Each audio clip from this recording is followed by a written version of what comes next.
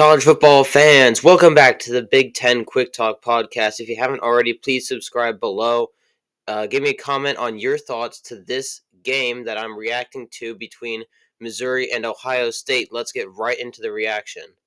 Now, the title of this video is that Ohio State has a problem, and we will get to that. But first, I'm going to do an analysis of this game, which I watched from start to finish. So you're getting my take on this, not watching the highlights from just watching the whole game. And that will lead into the broader point on why Ohio State has a problem and they need to address it this offseason.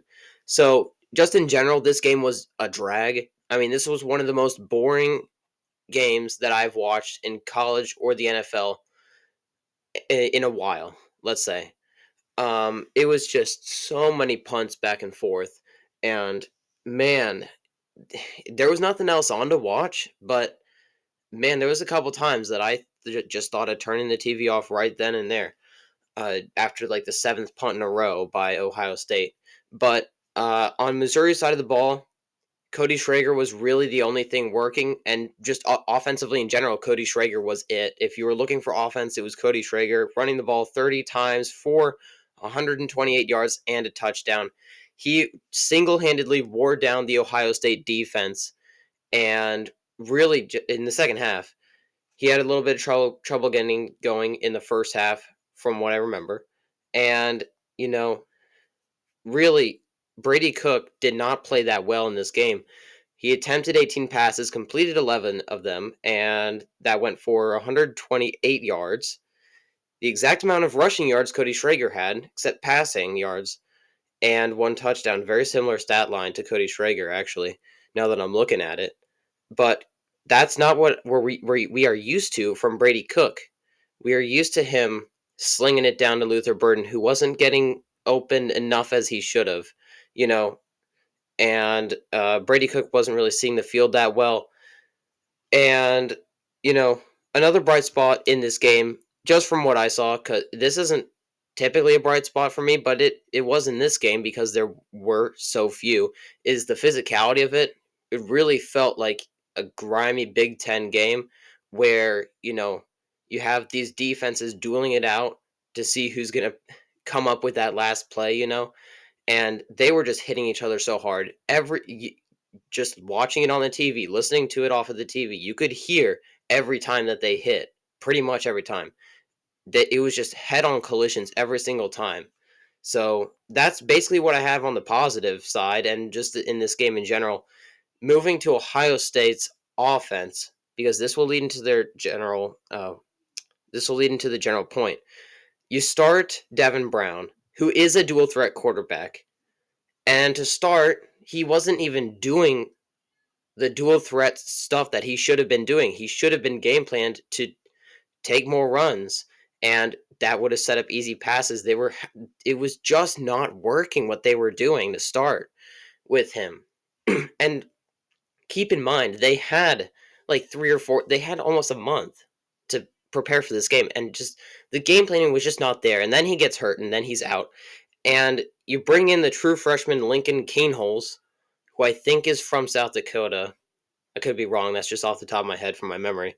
But he comes in and he looks scared out of his life coming in. He just wasn't prepared at all. You can tell just watching that game. He was not prepared at all to come into that game. He was ready to go into the offseason and prepare to compete for a starting quarterback job. He was not prepared at all to come into that game. He goes 6 for 17 passing. Just doing some basic math, I think that's like a 30% completion percentage. His QBR was 20.4, and it was just, I mean, they weren't letting him sling it when he should have, and then when they should have been handing the ball off, he was passing it. And just, they were setting him up in terrible situations, you know, and they did run the ball to TreVeyon Henderson about 20 times. And then some of those times, you know, on 2nd and 5, you can set up an easy completion. They had talented wide receivers. They didn't show up at all. And I think leading to the broader point as a whole. This shows really the true colors of Ryan Day if they haven't already been shown already, which they have been, but he doesn't prepare for these games at all, it seems. He gets by with this talent that he has to win all the other cupcakes he has on the schedule. But, they win the Notre Dame game because Notre Dame doesn't have a player on the field. They're playing with 10 guys, and one of the best wide receiver in the country, Marvin Harrison, gets open. And in the Penn State game, obviously they just out talented them. And in the Michigan game, they just didn't prepare McCord enough. And it's just a lack of preparation, and it leads into really the culture there at Ohio State. They're used to getting that with Urban Meyer. You could tell that was a Big Ten team. They were there to hit you, and they were always prepared. Urban Meyer always had those teams prepared. Every single game that they played, they were out there prepared and ready to go. Excuse me. But with Ryan Day's teams, it seems just the absolute opposite. They're getting away with some of these bigger games. This is why they're not losing. They're not winning. Excuse me, versus Michigan, is because they're just not prepared. They can beat. They have the talent. They have better talent. You go check the recruiting classes. They have better talent than Michigan every single year coming into their schools, and they're not into their school. Excuse me, and they're not getting it done. You wonder why? It's because of the culture there, and because Ryan Day is lazy, it seems. And you go into this game. This game is really, it's not a must win. No bowl game is a must win, except if you're in the playoff.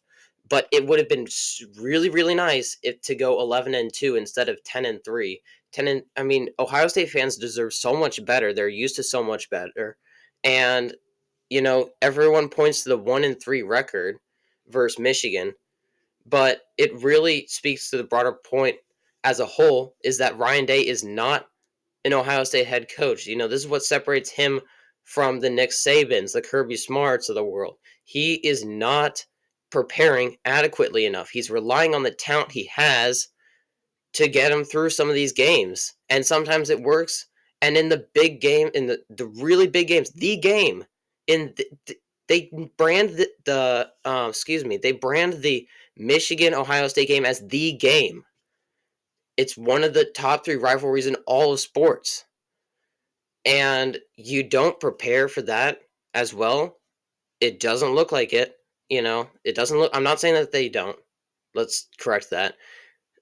It certainly looks like they don't prepare for that, and they did not prepare for this Missouri game at all, which would have been a great win to get versus an SEC school that went 10-2. Anyway, that's all I have to say on this game and on Ohio State's problem in general. They need to fix it during the offseason. They need to just find a way to fix it. And I'll have more videos coming out about it during the offseason.